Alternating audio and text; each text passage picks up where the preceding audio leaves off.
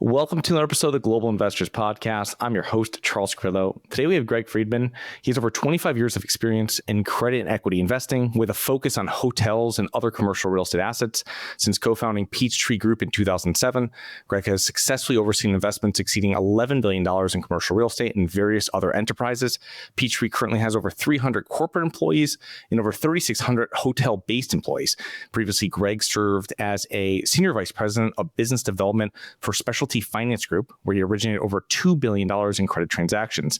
Before that, Greg was vice president of business development for GMAC Commercial Mortgage Asset-Backed Lending Division. And during his 6-year tenure there, he originated, closed, and funded more than 300 hospitality FF&E financing transactions with an aggregate capital structure exceeding $10 billion. So, Greg, thank you so much for coming on the show today. We really appreciate it. Yeah, Charles, I appreciate you having me on the show and look forward to talking more about what we do and learning, and at least educating your audience more about what's happening across commercial real estate and private credit and so forth. Okay, fantastic. So before getting in 2007, so you started Peachtree right before the GFC. Can you tell us a little bit about yourself, both a little bit about professionally and personally, prior to founding that corporation? Yeah, so, I started Peachtree back in 2007, as you mentioned. It was myself, my two partners. Before starting the business, I'd spent almost a decade in banking, professionally, where I was financing, capitalizing commercial real estate projects, primarily hotel projects across the U.S. And a lot of the hotel properties that we were financing, we were actually syndicating through regional banks, community banks, and so forth. We would hold a piece, on our balance sheet and then syndicate out the balance. But with that said, before that, personally grew up in a family that owned commercial real estate, owned hotels. My family actually had a business that was in the credit space as well, that did a lot of SBA loans. So they had a non-bank SBA license and financed a lot of hotel properties through that license. And so personally grew up around the business, never worked for the family business, and then went to school at Texas. And as I mentioned, was in banking for about a decade before starting Peachtree. So is SBA similar to FHA in the sense that it's like you have a lender that's taking the risk, but it's guaranteed by the government? Is that how that kind of works? It's somewhat similar. That's a good analogy. It's, with SBA, there's a couple of different programs. There's the 7A program. There's the 504 program. They specialize primarily in the 7A program, which was effectively where 75% or, typically 75% of the loan, in some cases, maybe a higher percentage, is guaranteed by SBA or effectively by the government. And that's what allows lenders to actually stretch and provide these small businesses financing. So it's a program that's very much needed for the U.S. economy because it allows us to continue to fund entrepreneurs, fund small startups and businesses through that SBA program. And in a lot of cases, people can fund, the development of a new hotel property, a restaurant, a car wash, and so forth. So it's been a program that's been hugely successful through the years. And it's something that's, the reason I even a little bit more passionate about it right now, just because it's been in the news a little bit more because, obviously with the new administration and DOGE, they're, always looking for things to potentially cut or, to pull back on. But it's a program that we should really lean into, as a country in this period of time where the credit markets are heavily dislocated and there's a lot of small business owners that are at a disadvantage with how, banking has gone over the last 15 years coming out of the great financial crisis. There's less community banks and national or regional banks, and the national banks have proven they don't really want to service the small business owners. So, SBA is a very good supplement to it all. Yeah, no, definitely. And then when we have self-storage investors on the show, that's a big thing that they'll tout whenever financing comes up is the SBA, because they're actually doing, it's a business, similar to, like you said, car washes. And so, yeah, you have the real estate piece, then you have the business piece, so you can get that SBA loan. So that's very interesting. Yeah, no, it's a great program. When you launched Peachtree, it's kind of like turned into, as I see it, into more of like an institutional private equity firm. Kind of what was your initial goal when you guys co-founded that firm? Yeah, so initially when I started the business, we were going to be a small family office where we were going to buy some assets to hold for ourselves, for myself personally, my partners, and for our family members like my parents, grandparents, and sister and, stepbrothers and so forth. So initially it was more of us being a small family office to go acquire real estate assets with a focus towards the lodging space or the hotel space. Unfortunately, because we started the business in May of 2007, I say, unfortunately, we started it then, but fortunately we did, because we learned so many lessons quickly as individuals, as an organization, and we quickly pivoted. We pivoted in 2009 and started buying up as we saw all the stress and distress across our portfolio of assets, which ultimately those assets did well. It just became a duration risk game where we had to hold those assets longer because of the impact of the GFC. But simultaneously, there was this huge buying opportunity of buying discounted loans. And that's when we really shifted our strategy as a firm and started buying up a lot of distressed debt across commercial real estate. We bought busted subdivisions. We bought debt against hotel loans and retail and did really well with that trade. We continue to buy hotel properties at discounted levels. We even continue to develop some hotels because construction costs came down dramatically.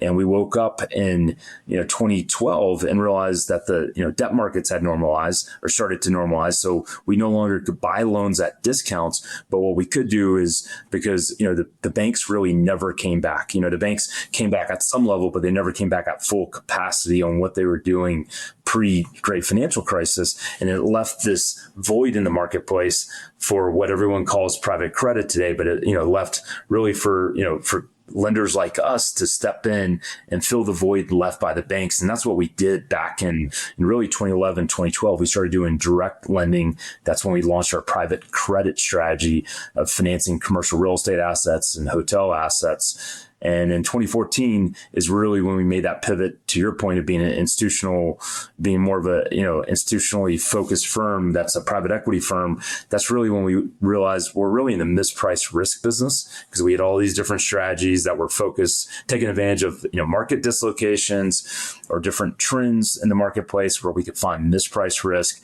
And in 2014, we really started the rebranding process of Peachtree from being, a small family office or an owner operator, developer of assets, or even acquirer of loans and so forth, into being a private equity firm that's vertically integrated, that invests across the capital stack within real estate, but also invests outside real estate.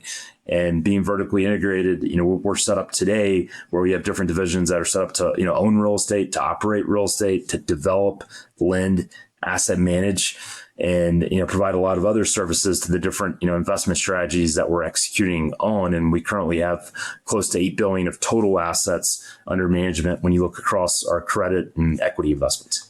What are some of the current investment asset classes? Like you said, you're in all the different parts of the capital stack. I know for hotels, you guys are everywhere through that. For your other asset classes that you guys really focused on, can you give us a little background of what you're involved with currently? Yeah. So, we're financing, today we're financing pretty much all commercial real estate property types. Like we're doing industrial, retail, multifamily, obviously hotels. We're even doing some stuff in self-storage. And so we're providing financing across all those commercial real estate property types. We're even buying properties. We have different investment strategies. We're buying an industrial asset or under contract, and we're hard on that contract that we're closing here shortly in Texas on an industrial property. We're also outside of real estate, beyond doing senior debt financing, because a lot of our lending is first mortgage senior debt, financing. If it's a construction loan or a bridge loan, and a bridge loan being a shorter term loan that's 3 to 5 years in term, we're usually the first mortgage lender. We do a lot of acquisition financing and refinancings. But we also are big in the C-PACE lending business. We own a business that we started organically back about 7 years ago now, that does commercial property assessed clean energy lending, and we're one of the largest lenders in that space. So we do we have well over $1 billion of those loans on our balance sheet today, and we'll originate $500 million this year of new C-PACE loans as well. But besides doing stuff across commercial real estate, we also have a media finance business where we actually finance the production of films, which sounds a lot more interesting than what it is. We're not taking on creative risk. We're not worried about, if that film is going to be a home run or not, because we're financing films that are typically the territories where these films are going to be streamed at, in most cases, have been pre-sold at some level. And usually these films have tax incentives, and we're taking those pre-sales along with the unsold territories and those tax incentives as collateral. And that's how we're making our loan, is based on the values components of that. So it's somewhat similar to condo lending, which we do condo lending as well. But that's a space that we're getting bigger in, and we've, financed, we've helped capitalize or finance, close to 24, different films over the last, since starting that business over the last 4 years or so. Yeah, I was seeing that. And I was like, how do you secure your investment? Because everything else you're in is secured, especially obviously senior debt is really secured. So I saw that, and now I see it's because of, if it's already pre-sold, and then also if you have tax incentives, you're really, I guess, minimizing your risk as much as you can with still financing in that industry. That's right. So it's actually, once you understand it, it goes back to our whole strategy of mispriced risk. It is very mispriced risk when people understand what's really happening, because when they hear films, their mind goes to, wow, they're taking on creative risk. They must love going to the theater, or they must love watching TV. And I don't watch a lot of TV. I don't haven't been in the movie theater in years. Can't remember the last time I've been there. But the reason we're in this business is that we found that it's mispriced risk. So there's always risk still associated with it. So I don't want to sound like there's no risk, but there's still risk associated with it, but it's relatively low risk. And we believe we're getting outsized returns on our capital when we're making investments in that space relative to the risk that we're taking. Interesting. So you're a second generation, kind of hotel investor. I mean, but you guys are doing acquisition, development, you're doing end management, almost 4,000 employees you have there. What do you see as some of the major benefits of hotels versus other, let's just say, real estate asset classes that you could invest into? Yeah. So hotels, they share, there's benefits and there are negatives too. So, and the negatives, I hate to say it, are benefits for groups like us because it creates the opportunity set. Anytime there's a negative or a headwind, there's a huge opportunity that's created by it. But the hotel business, it reprices daily. So, you do get the benefit, in a thriving economy, the ability to drive rents because you're repricing daily. You have daily contracts. When the market is slowing down, you have daily contracts. So you feel the pain of any economic uncertainty like today. Look over the last, since the beginning of this year and even last year, you've seen revenues per available room has really basically, it's been relatively flat. This year, I think it's up like close to a little under 1%. It's feeling the bumps of inflation because operating costs are up. So hotels are becoming a little bit less profitable. They're still very profitable, but that creates an opportunity set because that's creating the ability to go buy assets because it's rinse and repeat for us. We've been through multiple cycles because I've grown up through multiple cycles. If it's, going as a professional, I've been through, the dot-com bust, as well as, and that's, going back to 2001, you went through obviously the great financial crisis, and we've been through the pandemic and now the credit market dislocation period of time over the last couple of years and, just high inflation. And we've been able to weather those storms. And so it's really rinse and repeat from a playbook perspective. But that's why we like the hotel business, because it reprices daily. That's why we have a challenge with the business too, because it reprices daily. But with that being said, we are focused on a very narrow segment within hospitality. We're focused on extended stay hotels, limited and select service, compact full service hotels that are premium branded. So these hotels tend to be a little bit more resilient through economic downturns. They tend to be, you can really flex on the operation side. So when things slow down, you're able to cut your operating costs, pretty dramatically compared to some of these, full service hotels that exist, or even these luxury hotels, because when the economy pulls back, those hotels feel the pain a lot more than these limited and select service hotels. But it's that ability to, reprice daily. There's a lot of institutions that like to invest in hotels. You have public REITs, you have sovereign wealth funds that like the business. And another reason I would say that we're more bullish on the hotel business today than some of the other property types that exist is the fact that, there's been no new supply built over the last 5 years. Supply has been really limited across the lodging space because of COVID, which, was a challenge. Nobody could get projects built since 2020 effectively. There's been some new hotels built, not a lot. There's a lot of hotels, the CapEx spend has been down, close to half. When you look from 2020 to 2023, it's starting to pick back up and normalize out the CapEx spend, but still down very dramatically. So there's a lot of hotels that need renovations. There's a lack of new supply getting delivered. And when you look over the next decade, demand is expected to outpace inflation. So when you look at total travel spend globally, it's projected to outpace, inflation. And so to me, you got trends that favor travel. It's a place you want to be. You have really no new supply that you have to absorb. So as the economy starts to get footing again, which I expect 2026, 2027 to be better years as the new administration, can fully implement some of the programs it's trying to implement, and there's a little bit more stability to the economy, I think hotels will really thrive due to that lack of supply that we've seen. And you'll probably see outsized growth there compared to some of the other property types that are still going to have to, although, there's limited supply getting built as we speak right now, they still have to absorb what was done. And they're still going to, there's an easier pathway to develop in some of those other product types than there are in the hotel space. There's some limiting factors. Do you have money sitting in the stock market and you're worried about it? Or worse, you have money sitting at the bank, not keeping up with inflation? My name is Charles Carillo, founder and managing partner of Harborside Partners. And since 2006, I've been investing my money and my family's money into income-producing properties. These are real assets, real properties with real addresses that produce real cash flow. At Harborside Partners, we provide passive investors who love real estate with a turnkey investing solution. If you want to put your money to work in real estate but can't find deals, don't have the time to get funding, and the last thing that productive people want to do is manage real estate. We find the deals, we fund the deals, and we manage the tenants, the termites, and the properties. Partner with us at investwithharborside.com. That's investwithharborside.com. Go to investwithharborside.com. If you love real estate, you like the idea of passive income, and believe that income-producing properties will appreciate over time, go to investwithharborside.com. That's investwithharborside.com.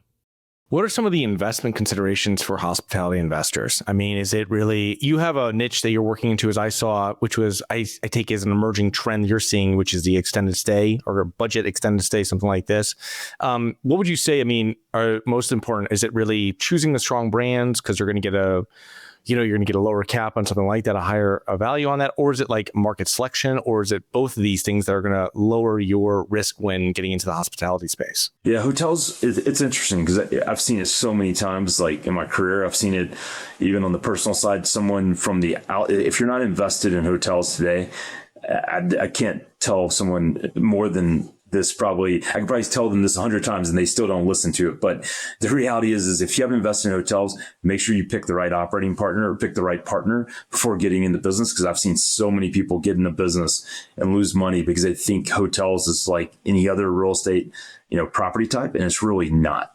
Hotels are truly unique because it is an operating business. So you really need to understand your location. You're in all of real estate, people would argue location matters, but in hotels, it matters even more. You really need to understand the location, the sustainability of the demand drivers in that location, the demand for the actual product type, the brands. The brands create so much value. You got to have the right brands. I've seen too many people come in our space thinking they can create their own brand. They think that they can go take a bunch of key money from a weaker brand and still make it work. It just doesn't.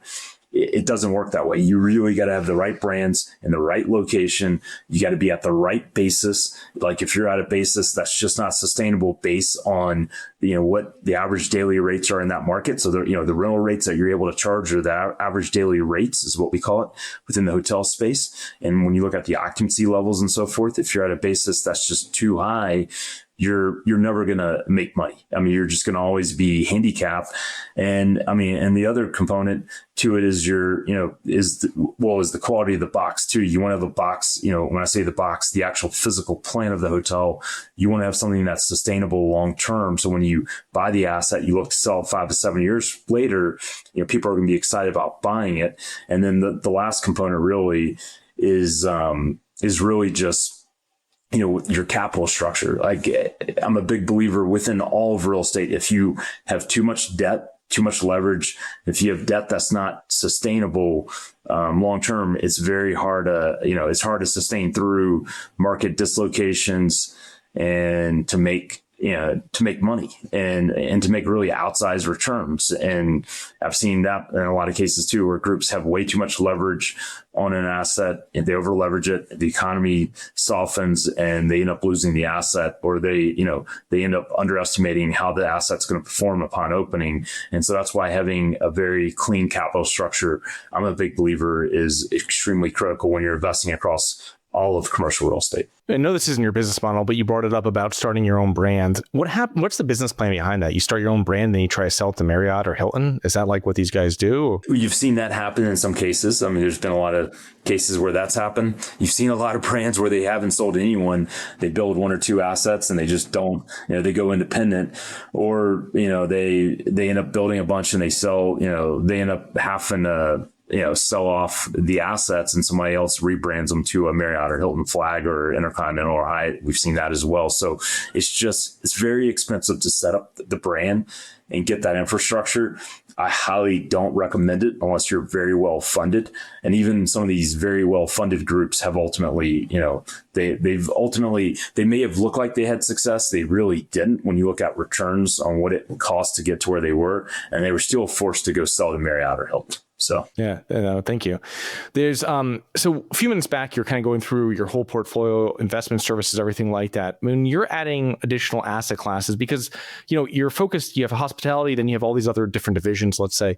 So when you're adding additional asset classes or investment services to your current offerings, I mean, how do you arrive at this? Do you see an opportunity, then you search for an expert to run that division and team, and you kind of like step back if you can't find that? Do you bring someone internally that knows something about that and have them start there? Like, what is the smartest way if you're expanding asset classes that you're offering to investors? Yeah. So when we expand into asset classes, if it's something we don't already, have that knowledge in-house, because in a lot of cases it has been, we've added programs or added strategies like our C-PACE program.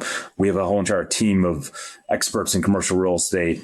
And it was easy to, and we have experts in lending, and C-PACE is just lending to commercial real estate assets. So we had the team internally, and we brought in, even in that business, we brought in some people from the outside to help us run that business. But typically when we start a strategy, if we don't have the talent in-house, we will bring over, we'll hire a team or maybe even buy a team to help, launch that program. And, we're doing that as we speak right now. We're doing two different things. We're right now buying a business right now in order to bolt on, which we'll be announcing here over the next month or so as that business, as we close that transaction.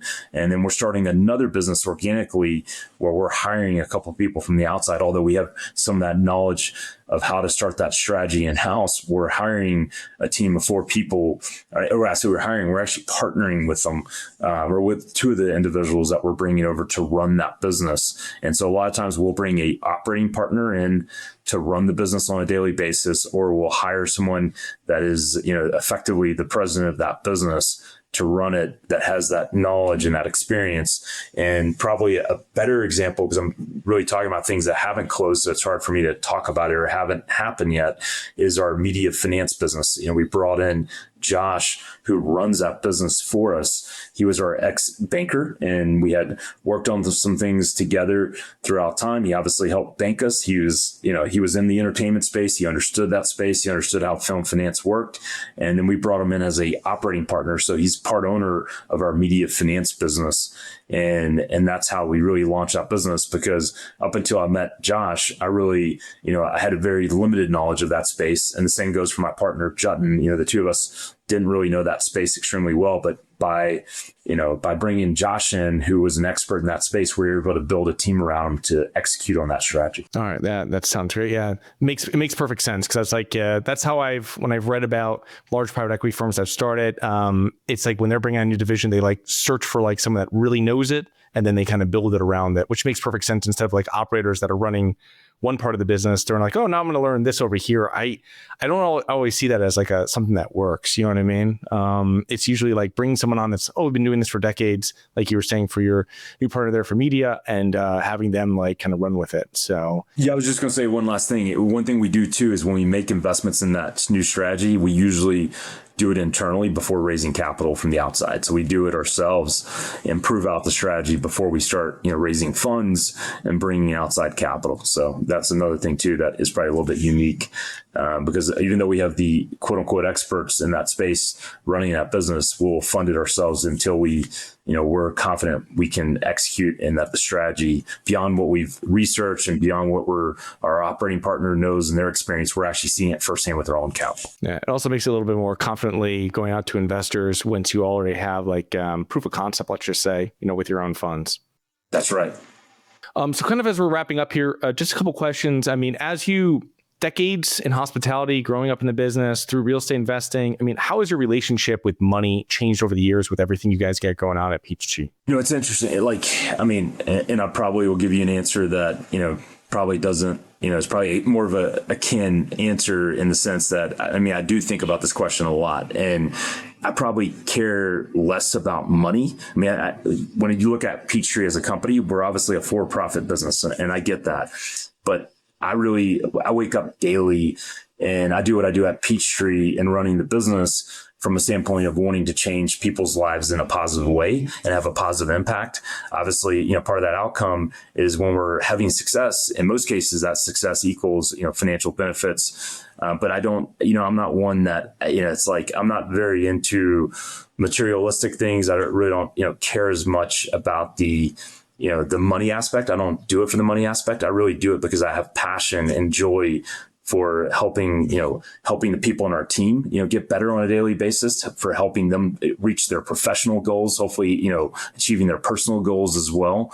And, ultimately, my relationship with money is, it's just a means of helping to, provide, money, or provide really the currency for me to go, buy food and be able to, live, in general. But it's not something that consumes me. So I'm not consumed by money. I think there's a lot of people that have success. They get consumed by the idea of money. They need a bigger home. They need multiple homes. They need, they constantly need more and more and more.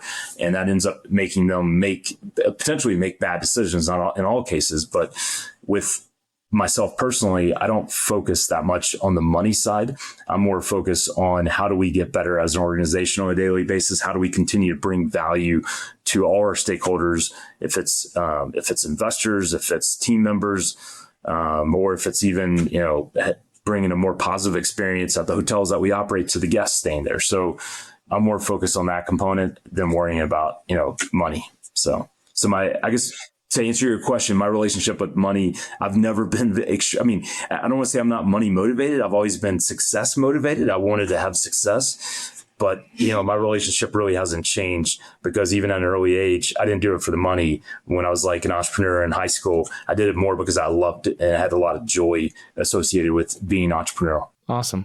So as we wrap up here, I always ask anybody that's investing in real estate, you mentioned debt. What other common mistakes do you see, or you've seen over decades of real estate investors? What do they make? What are these common mistakes that they make? I think it's debt. I think it's selling. Unfortunately, again, we've benefited from a lot of people that are, when things are going well, they don't want to sell. And then as soon as things go bad and the asset, all of a sudden the values are depressed, they're dumping assets.